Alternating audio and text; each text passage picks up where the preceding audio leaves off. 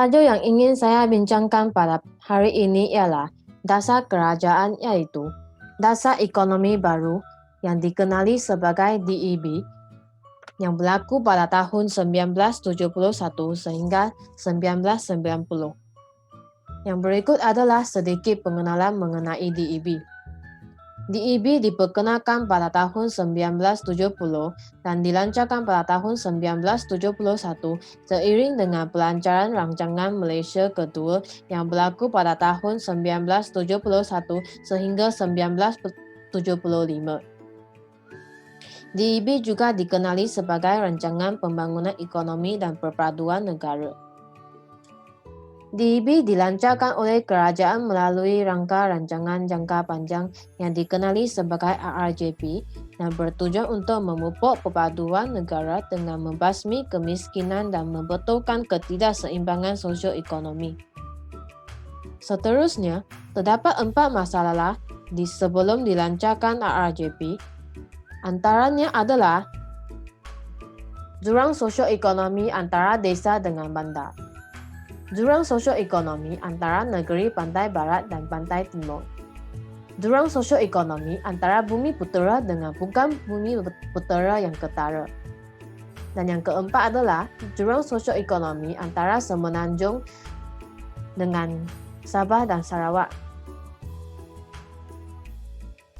Selain itu, matlamat utama pelaksanaan DEB juga termasuklah membasmi kemiskinan tanpa mengira kaum, membasmi pengenalan kaum mengikut jenis aktiviti ekonomi. Dan yang ketiga adalah menambah penglibatan rakyat tempatan, terutamanya bumi putera dalam badan korporat. Rancangan-rancangan pembangunan di bawah dasar ekonomi baru adalah disusun dan dijalankan menerusi strategi serampang dua mata, yaitu mengurangkan dan seterusnya membasmi kemiskinan dengan memperbanyakkan peluang-peluang pekerjaan kepada semua rakyat tanpa mengira kaum. Dan yang kedua adalah penyusunan semula masyarakat untuk mengurangkan dan seterusnya menghapuskan pengenalan kaum mengikut fungsi-fungsi ekonomi.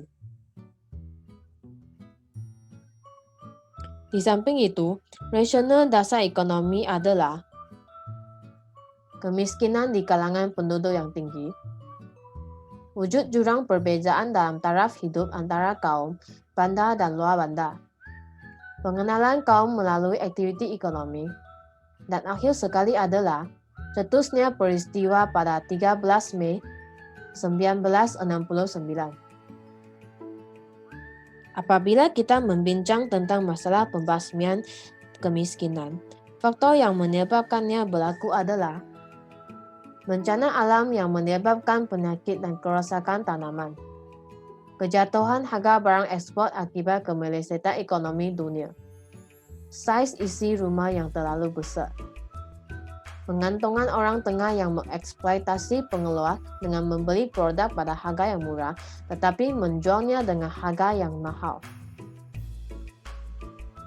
Seterusnya adalah kekurangan input yang dapat meningkatkan pengeluaran. Dan akhir sekali adalah corak pertanian tradisional, faktor-faktor sosial dan budaya. Terdapat 8 strategi pembasmian kemiskinan yang dikemukakan bagi menyelesaikan masalah ini, yaitu mewujudkan peluang pekerjaan untuk semua golongan rakyat yang menganggur, menambah daya pengeluaran dan pendapatan. Yang ketiga adalah memberi peluang perpindahan orang yang bekerja di sektor yang rendah, daya pengeluarannya kepada sektor yang lebih lumayan. Mengurangkan jurang perbezaan pendapatan antara kaum, antara kawasan bandar dan luar bandar, serta antara wilayah. Memodernkan kehidupan di luar bandar. Mewujudkan kumpulan perusahaan dan perdagangan bumi putera. Mengadakan suasana pekerja yang mencerminkan komposisi kaum di Malaysia. Dan akhir sekali merupakan memperbaiki taraf dan kualiti hidup rakyat melalui pelajaran, latihan, kesihatan, kemudahan-kemudahan infrastruktur dan lain-lain. Seterusnya adalah strategi penyusunan semula masyarakat. Terdapat 5 strategi yang termasuk antaranya adalah meninggikan daya pengeluaran dan taraf kehidupan golongan miskin melalui proses memodernkan kawasan luar bandar. Mengurangkan keadaan yang tidak seimbang dalam struktur guna tenaga yang terdapat sekarang ini dengan cara yang lebih progresif. Seterusnya menerusi pertumbuhan ekonomi dengan keseluruhannya supaya pada tahun 1990 kedudukan tenaga buruh dapat mencerminkan bilangan kaum. Menambahkan dengan lebih cepat lagi bahagian rakyat Malaysia dalam pemilikan modal dalam stok syarikat dan pertumbuhan ekonomi. Membentuk sebuah masyarakat perdagangan dan perindustrian di kalangan orang Melayu dan juga kaum bumi putera supaya dapat membentuk dan memiliki sebanyak 30% ekonomi dalam tahun 1990 dan menubuhkan beberapa agensi seperti MARA, Bank Pembangunan, Bank Bumi Putera dan juga Amanah Saham Nasional. Yang akhir sekali merupakan memajukan negeri dan kawasan yang dianggap membutuh melalui pembangunan wilayah baru seperti Dara, Kesedar, Kejora dan sebagainya. Selepas strategi tersebut dilaksanakan, DEB juga mempunyai beberapa pencapaian. Yang pertama adalah kadar kemiskinan semenanjung Malaysia telah berkurang daripada 49.3% pada tahun 1970 kepada 17.1% pada tahun 1990. Kadar ini telah mengatasi matlamat yang telah ditetapkan pada tahun 1990. Begitu juga kemiskinan luar bandar telah dapat dikurangkan daripada 58.7% kepada 21.8% pada tempoh tersebut. Kadar ini juga telah mengatasi matlamat sebanyak 23% yang telah ditetapkan. Secara keseluruhannya, kadar kemiskinan di seluruh Malaysia telah berjaya dikurangkan. Begitu juga dengan kemiskinan mengikut kaum. Yang kedua adalah bilangan isi rumah miskin di Malaysia telah berkurangan dengan banyak daripada kira-kira 1.1 million isi rumah pada tahun 1970 kepada kira-kira 619,400 isi rumah pada tahun 1990.